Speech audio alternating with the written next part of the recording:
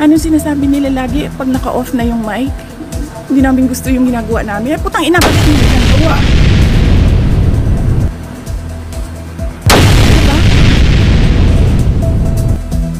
Sasabi kay Inday, it's not lahat. Pangako sa'yo. Diba? Hindi pwede. Kaya darating talaga ang punto na iwanan ka talaga. Bakit ko ginawa yan? Para sa sarili ko? Para sa pamilya ko?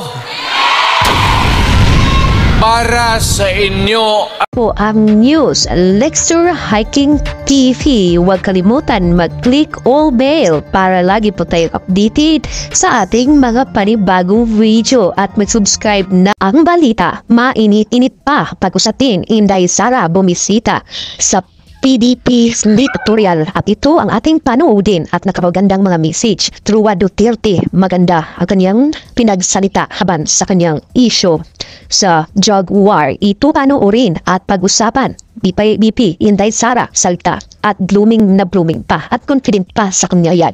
Didibit at maganda naman ang kanilang pinag-usap sa ngayon. At ito ang ating pakinggan ang full view. Inday Sara nagbigay ng babala ay binta na buto. Ito ang ating panoorin ayaw pa sa mga taong nanood. Ito ang bali. Pangako sa'yo. Diba? Hindi pwede.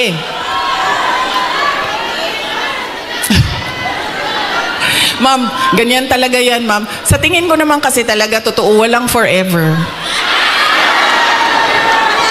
Kaya darating talaga ang punto na iwanan ka talaga. Si Ma'am Gemma, ay shh daw.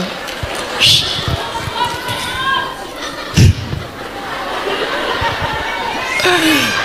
Diba? Hindi pwede yan. Hindi. Ang dapat hindi sisihin. na pwede. Ito ang kasi balita yan yung na init si Marcos sa PBBM. Ito ay maling time. Pero at napakinggan natin isang beses Kampoy administrasyon. Ito dito ay project ng mga Marcos. sa Manila, Pero, sa ano kaya NCR. ito? At pakinggan natin ang full BBM patungkol sino kandidato sa niya sa isang mayor? bridge. Sabi niya, si ano, ganito ang apelido. Sabi ko, di ba sila din yung mayor dati? Sabi niya, oo, yung uncle niya. Sabi ko, so bakit yan pa rin ang pipiliin ninyo? Sabi niya, nasubukan na kasi. So, syempre ako, hindi na lang ako nagsalita. Pero nakita ninyo yung ang ating behavior sa pagpili ng kandidato. Dahil anak, apo, asawa, nasubukan na kasi, parehong apelido, go, bibigay ko na yung napaka-special na right ko na bumoto. So, mahalaga, hindi dahil anak, hindi dahil Duterte ang apelido, ay iboboto nyo na. Pag-isipan ninyo, ano ba ang dala niya sa lamesa? Ano ba ang dala niya para sa bayan? 3, huwag ibenta ang boto. Ano ang mga pangako na napako? At pangatlo ay hindi dahil galing yan sa sikat na pamilya ay iboboto na ninyo kaagad. So tingnan natin ang mga karakter, accomplishment, abilidad, kapasidad ng mga kandidato nating senador. Kapag inutusan yan bumili ng suka, automatic na yan, may abilidad na yan. Diba? O hindi nagpahuli din sa kanyang mga pagsasalita dito sa PDP Sleep 2025 midterm election. Dapat iboto natin ang pilaban. Ito ang balita at nakapagandang mga ito ay tatak Duterte. Ito ang ating pakinggan. O ganito na lang. Ito ganito na lang. O sabi ko, assuming na totoo Totoo talaga yan, naririnig ninyo. Bakit ko ginawa yan? Para sa sarili ko? Para sa pamilya ko? Para sa inyo at ang inyong mga anak sa ating bayan.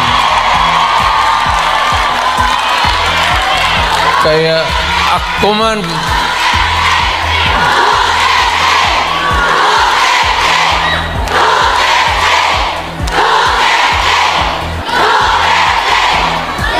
ang higain ko na lang sa inyo, total, kung ganito man talaga ang swerte ko sa buhay, okay lang, tatanggapin ko yan. Wala tayong magawa hulihin tayo kung ikulong tayo.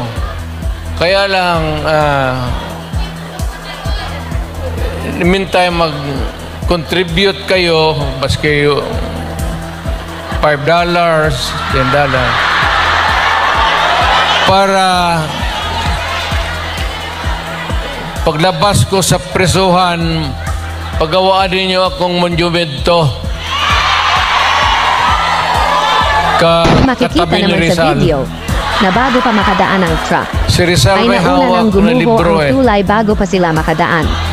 Kung talagang mabigat ang truck, sana sa una pa lang ng isang Okay span ng naman. tulay ay bumigay na ito. Ano sa tingin ninyo sa tulay na ito?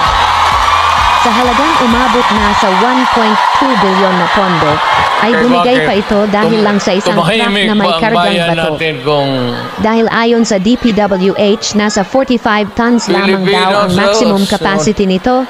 At ang Hold dumaan up daw na dito, truck hold ay up, nasa bro. mahigit 100 tonelada Wala daw nang ito. ginawa ang ini. Kaya ang nakikita nilang dahilan ng Tayo pagbagsak mga ay ang ayaw ng overloading. gulo, Pero naisip mo na din ba? napipilitan tayo Nasa to napakalaking confront nagastos sa tulay na ito. evil Bakit hindi na lang mas because ginawang matibay para nandyan naman sa harap